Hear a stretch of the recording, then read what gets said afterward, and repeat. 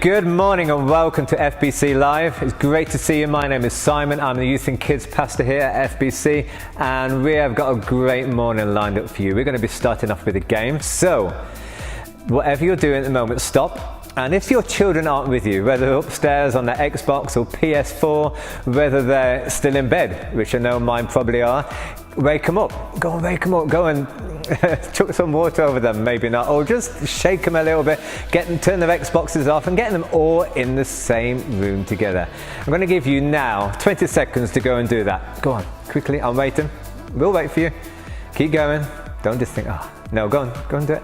Doesn't matter if in their pajamas, bring them down. That's it. Okay, we're all together. Fantastic. Again, as parents, if you've got a piece of toast in your hand, you can't have, this is a game, you can't have anything in your hand. So put that coffee down, put that tea down, put that whatever you got in your hand down, that newspaper, and let's stand up.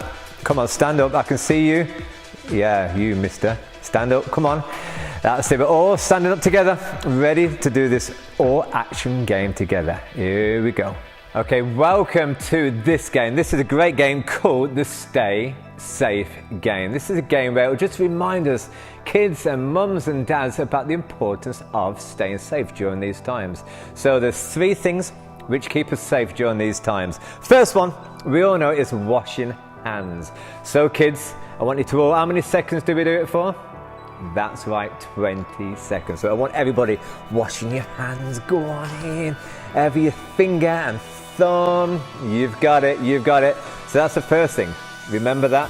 Washing our hands. The second thing we have to do is spatial awareness. So, again, don't just go like that. That's no good, is it? We need big, wide spatial awareness. You've got it. Try not to do the splits, mums and dads, love it. And the third one is, when we go to the supermarkets, Tesco, Sainsbury's, whatever it is, we need to put our mask on. So everybody put your mask on. Lovely, lovely, lovely. So there are the 3 things, what we're going to be doing. It's a great game, all about those 3 things. Washing our hands, spatial awareness, and putting a mask on. So we're going to get warmed up. Again, whatever you're doing at this moment, whether you're sitting there with a cup of tea, eating some toast, put it to one side, stand up, come on, grab your mum, grab your dad up, get next to you as we get this game going together. So we're going to get into it, warm up a little bit on this Sunday morning. Okay, as I say it, simply do it. Okay, wash your hands, spatial awareness, mask on. Washing your hands, mask on. Washing your hands, mask on. Spatial awareness, wash hands, mask on. Yay! Excellent, very good. So that is it. That is the simple part of the game. All explained. So how it works is, and we want some winners. We do want some winners of this game. So the way we play it is, I'm going to go count down from 3, 2, 1. I want you to either put your mask on, I want you to either go with spatial awareness, or I want you to wash your hands. That's all I want you to do. 3, 2, 1, and do that. Then I'm going to get Katie to turn around, and if she's doing exactly what you're doing, I'm sorry, you are out. No cheating. Okay? You have to sit down, and we're going to do it 5 times to see who the winner is. Okay, kids, then let's do a practice round, and mums and dads, of course. So I'm going to ask Katie to turn around. Brilliant. Okay, I'm going to ask you now, after 3, to choose one of the 3 things. Remember, just to remind you, washing your hands, putting your mask on, or social distance. Okay, 3, 2, 1, choose. Okay, are you doing the same as Katie? Okay, if you are, you don't have to sit down because that was just a practice round, but that's how it's going to work. If you are doing the same as Katie, you need to sit down. So we're going to do 5 rounds, okay? And let's see who the winners are of this week's little game. Okay, kids and parents, we are now into round 1. Okay, now I want you, very simply, to choose your action. Remind you again, just in case you forgot, putting your mask on, you can choose that. You can wash your hands. I want big washing of hands, not little one. Or you can do a really big social distance. Okay, choose your action. Okay, Katie, after 3, 3, 2, 1. Are you doing that? Are you doing social distance? If you are, please sit down. Fantastic. Okay, we would love to see who's doing this game as a family, so I encourage you, grab your phone. I actually just put it down, but maybe just put it back up now and take a photograph of your family. Go on, get them all posing, freezing, or you can even take a video and post it on our social media, and don't forget to tag us on it, because then we can see who actually is taking part and what sort of fun you're having doing it as a family. Let's go to round 2. Okay, if you're still standing up, shake yourself loose a little bit. Okay, parents, this is for you as well. Not just standing there going. Okay, brilliant. Round 2, I want you to choose your action now. Okay, Katie, after 3, 3, 2, 1, go. Have you got your mask on? If you've got your mask on, you need to sit down. Very good. Round 2. Well, now how many have we got left standing? Oh, we got some standing up behind, some sitting down behind. Okay, are you still in? Let us know on the chat and comments then. If you're cheating, we don't want to know. Unless you know someone's cheating, then chuck that on the chat and comments as well, because we want to find out actually what is happening in your homes. Let's go into round 3. Here we go. Let's see if we can get the last few of you out. Let's see who the best, maybe the best parent is as well, not just the best child. Round 3, choose your action. Katie, are you ready? 3, 2, 1, turn! Social distance! Are you social distancing? You should be, by the way, but in this game, you are out if you're doing social distance. Okay, you're all looking a little bit tired out there. We're going to give you an opportunity just to stop and relax just for only for a minute. And we're going to ask you the question, what is your favourite lockdown treat? What has it been? Mine has, over the last few weeks, I've just been eating loads of those. You may not think they're yummy, but I think they're yummy. Protein bars. Love them. Can't get enough of them. Probably eating too many of them, but mine's protein bars. What's been your favourite lockdown treat? Come on, throw them at us on the comments. Love to hear what they are. Okay, that's enough rest. Back on your feet. Come on. Doesn't matter how tired you are. Come on, back on your feet as we continue this game. There we go. Are you still in? Maybe if you got a family member who's sitting down at the moment, maybe go like that to them. Brilliant. Don't forget, we would love to hear some of the things you've been up to over the summer. Some of the things, places you've been to, maybe theme parks, any zoos, etc. Love to hear that. So, ready to choose. Is it going to be a mask? Is it going to be washing your hands? Is it going to be a social distance? Okay, choose your action. Okay, Katie, 3. Don't forget to freeze. No changing it now. No cheating. I'm watching you. 2, 1, go. Are you washing your hands? Are you washing your hands? If you are, please sit down. Have we got anybody left? Have we got anybody left? Thank you so much for taking part, every single one of you, in this morning's game. We will be doing this loads over the summer, so tune in every week to take part in it, and we'd love to see who's going to be winning it next week. And now we're going to go into FBC Live, so sit back and enjoy.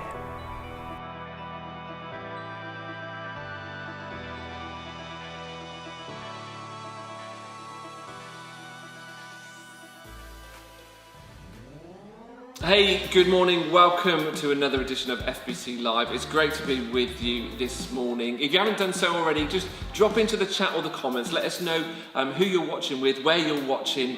Just say hi, connect with us in that way. I just want to give you some information about a couple of things that are coming up at FBC over the summer. So firstly, in a couple of weeks' time, on Wednesday evening, the 12th of August, starting at 8 o'clock, we've got another night of worship. It'll be on our YouTube channel, so just make sure you subscribe there and you can find that. Or just go to fbcnext.com/now, N-O-W, for night of worship. It'll be an opportunity to sing some songs together, reflect together, pray together, so make sure you check that out. Also, like most of the world, we're still trying to figure out what is it that we're going to do when we come out of lockdown and as we transition into this thing called the new normal that everybody is talking about. We're not totally sure yet. The thing that we do know is as things stand as they are, we're not going to regather in person on a Sunday morning till at least October. We're starting a whole phase of life where we're trying to work out, well, what is it that we should be doing? And we want to listen to God. A thing that I realised is that the world in front of us is different to the world behind us. That means that we can't answer tomorrow's questions with yesterday's answers. Actually, for many of us, we don't even know what the questions are yet.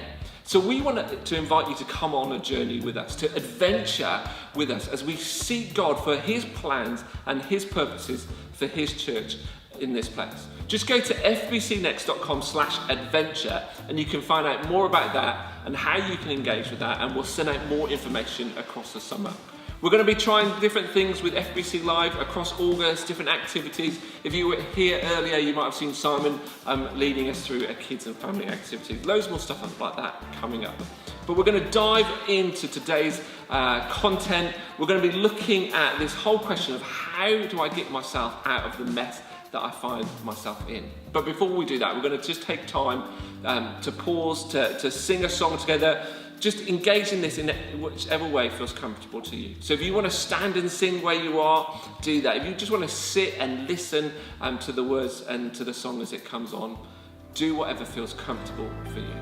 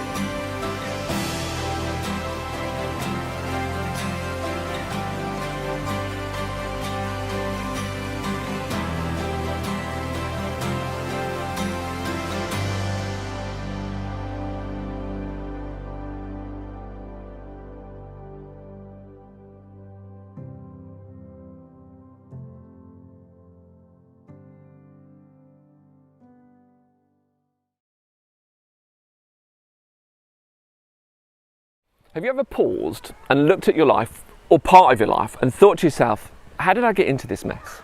Well, today I'd like us to explore this question. How do I get myself out of the mess I got into? I want to share with you some ancient wisdom that has stood the test of time and can help us when we find ourselves in a mess. There's something in the way that Jesus treated people who were a mess that can help us find our way out of the mess we are in. Perhaps this desk is a symbol of how your life feels at the moment. Things have gotten out of control and you're not on top of everything. Perhaps it's just one area of your life that's a mess. Looking in from the outside, it seems that everything is sorted. But that's just because you've shoved everything into that cupboard. Do you remember what it used to be like when people would come to your house to visit? You'd frantically tidy up your house, or at least the rooms that they were going to go in, and you'd shove everything that was out of place into that cupboard or behind that door, hoping that nobody would have to go through it. It's been a long time since we've had to do that. I guess that's one of the positives of life in lockdown. Maybe your life is more like that cupboard or that room. It's one area of your life that's a mess. Perhaps it's your relationships or your finances. Maybe it's your career or your education. Perhaps the mess you're in is so big that you're wondering to yourself, how on earth am I going to tidy this up? Where do I begin? A bit like this desk. How did it even begin to get like this? Now that's a question I ask myself all the time about this desk and to its owner. But I'm not going to publicly name and shame them. Jamie never set out to have a messy desk. Sorry, Jamie. That wasn't his goal. He didn't wake up one morning and thought, what I'm going to do today is mess up my desk. And it didn't happen in one go. There was a time, a glorious time, when this desk was spotless and clean. But it changed by one thing being left out of place. And when one thing's left out of place, it's easier to leave another thing and another thing and another thing. And before you realise it, you're living in a mess. Now, before you think I've turned into Trini and Susanna, I'm not actually talking about physical mess. This is just a visual representation of the mess that we make in our lives. And if you're not in a mess at the moment, it probably won't be long until you are. None of us set out to mess up our lives. We don't wake up and think, today I'm going to destroy my relationships with my kids, or I'm going to mess up my career. The mess we find ourselves in relationally, physically, professionally, educationally, morally, or even spiritually is one that has accumulated over time. It starts with one choice, one action that's out of place. And after that, it's easier to keep going. Before we ask ourselves, how do I get out of this mess? We tend to ask ourselves another question. How did I get into this mess? Right there is the beginning of finding your way out. How did I get into this mess?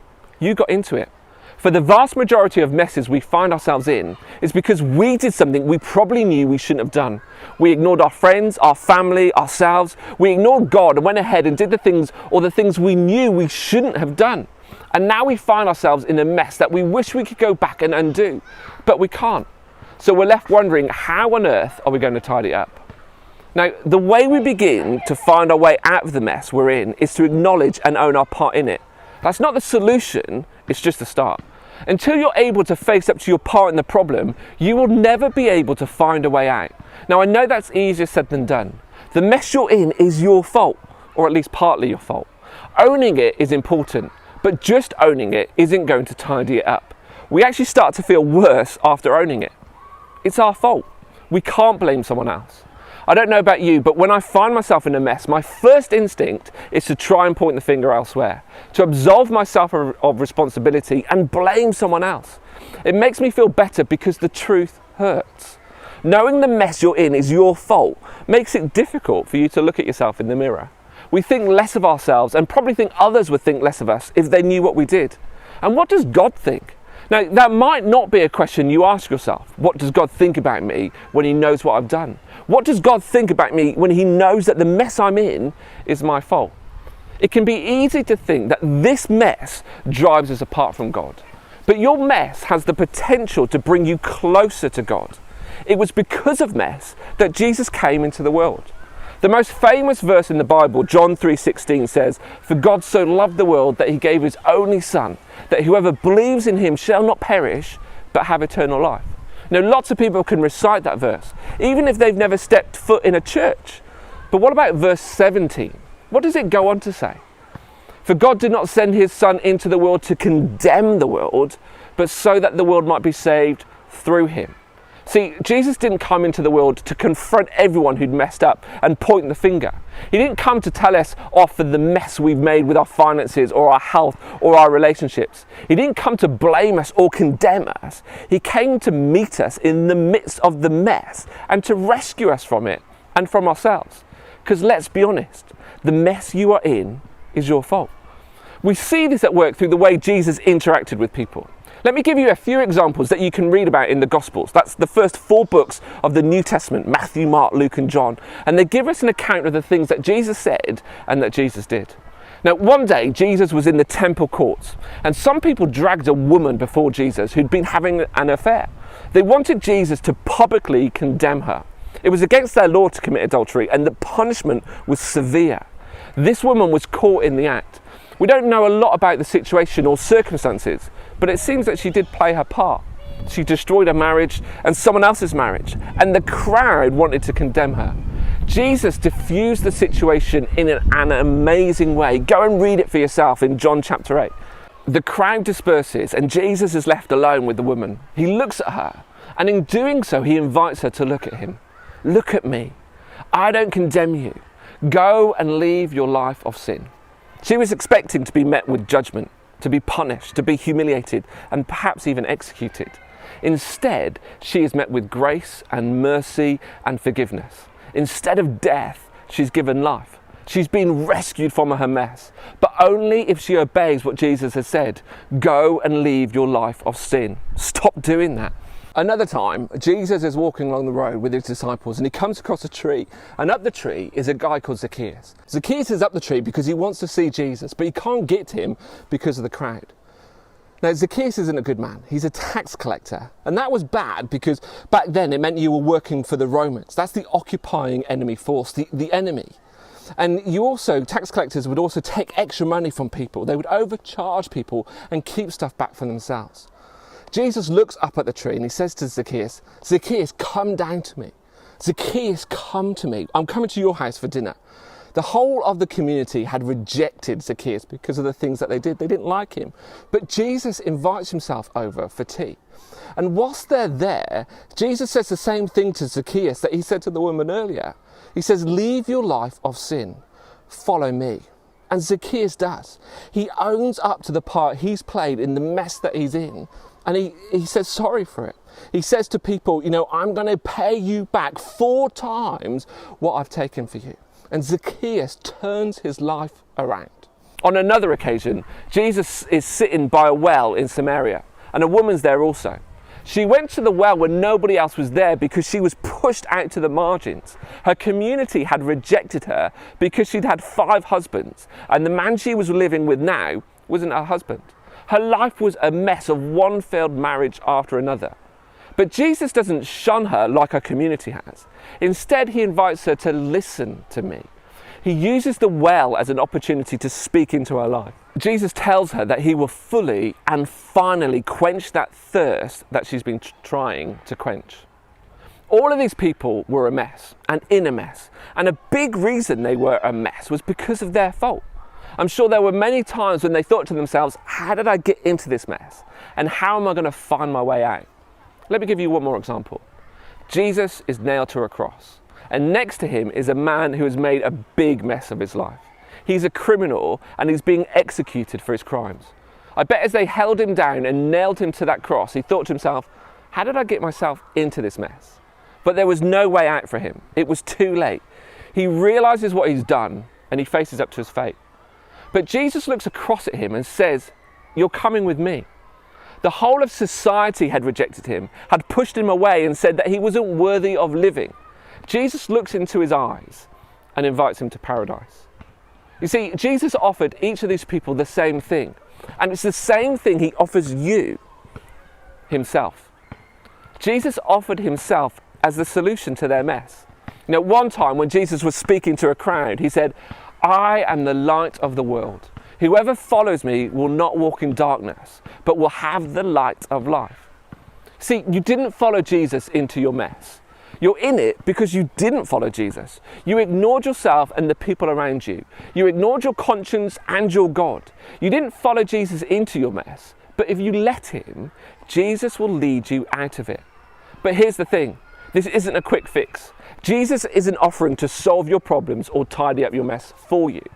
He is offering to help you tidy up your mess, to help you find your way out of this. We do this by following him. That's the invitation that Jesus offers to all of us, to follow him. Following is so powerful because it requires us to be humble, to acknowledge that we are not enough, that we need help. In this case, it requires us to face up to the mess we've made and begin the long journey of tidying it up. Following Jesus is the foundation upon which we build our lives. You might remember that song from your childhood about the wise and foolish builders. It's based on a parable that Jesus told. He said, anyone who hears the words I'm saying and doesn't put them into practice is like a foolish builder who builds his house on sand. Pretty soon, it's going to collapse. And you're going to think to yourself, how did I get into this mess? But anyone who hears what Jesus says and puts them into practice is like a wise man who builds his house on the rock. When the wind and rain come, the house stands firm because of its strong foundation. Jesus wants us to build our lives on this foundation. How we parent our kids, what we do with our money or our time, how we treat each other, what we watch on TV, our values. He invites us to build all of this, all that we think, say and do, on the foundation of his teaching. But here's the thing. You cannot pray yourself out of a mess you behaved your way into.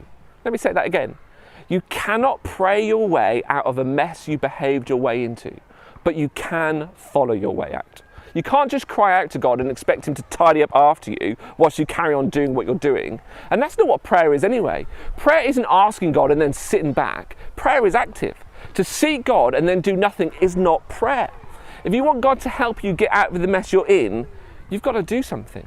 That something is to start following Jesus out. It starts by acknowledging that we are a mess, that we have contributed to our mess, and we need help to find a way out of our mess. That's the experience for many of us who have been following Jesus for some time. We messed up, we made a mistake, and another one, and probably another one, and we tried to fix it, but we couldn't.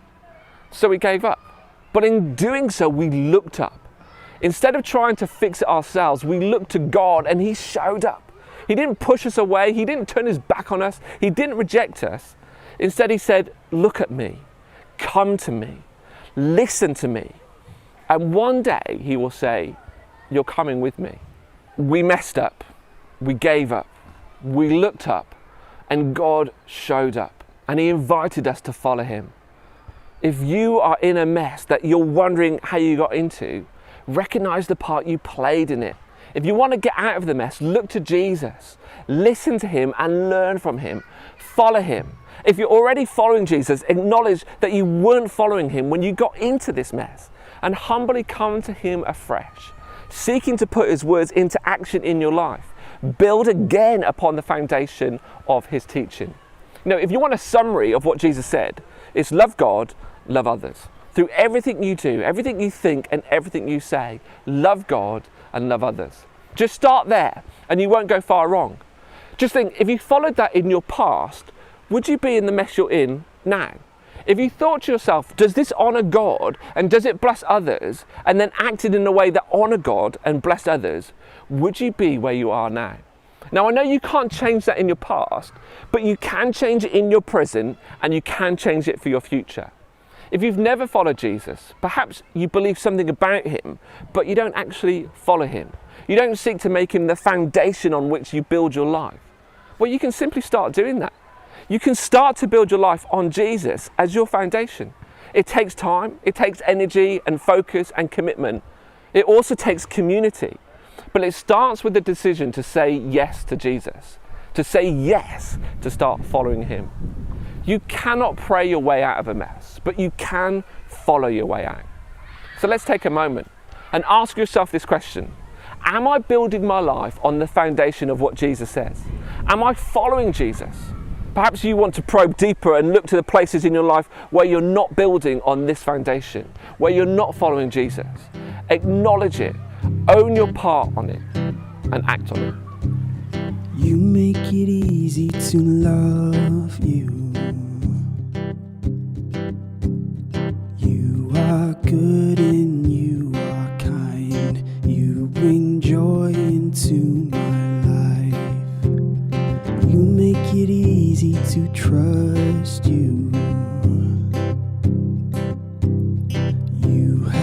never left my side. You've been faithful every time. All I want is you, Jesus. All I want is you. You are the refuge I run to. You are the fire that leads me through the night. I'll follow you anywhere. There's a million reasons to trust you. Nothing to fear, for you are by my side. I'll follow you anywhere. Follow you anywhere. Oh Jesus, you came to my rescue. Took my place upon that cross. You redeemed what I had lost. Now my whole world revolves around you. You're the center of my life. You're the treasure, you're the prize. Oh, all I want is you, Jesus. All I want is you. You are the refuge I run to. You are the fire that leads me through the night. I'll follow you anywhere. There's a million reasons to trust you. Nothing to fear, for you are by my side. I'll follow you anywhere. Follow you anywhere. Oh, follow you anywhere. Oh, follow you anywhere. Wherever you lead me, whatever it costs me, Jesus, all I want is you. Oh, all I want is you. Wherever you lead me, and whatever it costs me, Jesus, all I want is you. Oh, all I want is you. Wherever you lead me, and whatever it costs me, Jesus, all I want is you. Oh, all I want is you. Wherever you lead me, and whatever it costs me, Jesus, all I want is you. Jesus, all I want is you. You are the refuge I run to. You are the fire that leads me through the night. I'll follow you anywhere.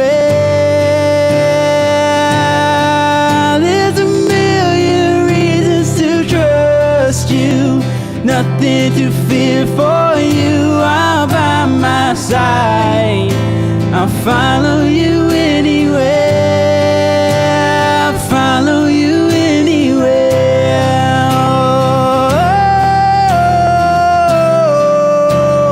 Follow you anywhere.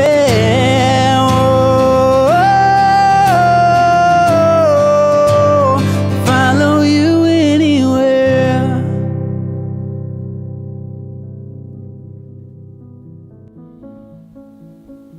I'll follow you anywhere. I wonder if that is something that you can say with real meaning to Jesus today. Is it just empty words, or can you come before him and say to him, I will follow you everywhere. I will follow you anywhere. When it comes to your money, when it comes to how you parent your kids, when it comes to the choices you make? Are you able to say to Jesus, I will follow you?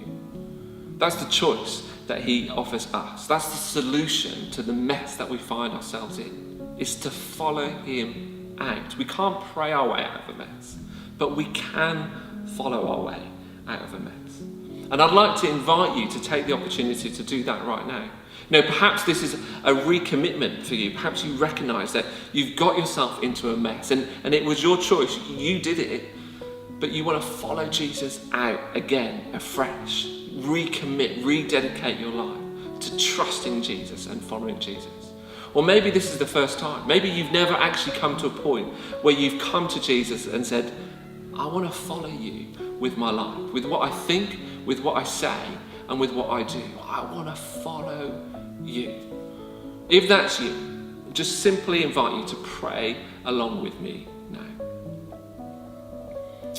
Father God, we come before you and we acknowledge that the mess we find ourselves in is largely our fault. We said it, we thought it, we did it. We've messed up and we wish we could go back and undo all that we've done, but we can't. So instead we come afresh to you. We acknowledge the part we've played in the mess that we're in. And we ask you to help us find our way out. We ask you to help us follow you, to apply the teaching of Jesus, to have that as a foundation upon which we build our lives.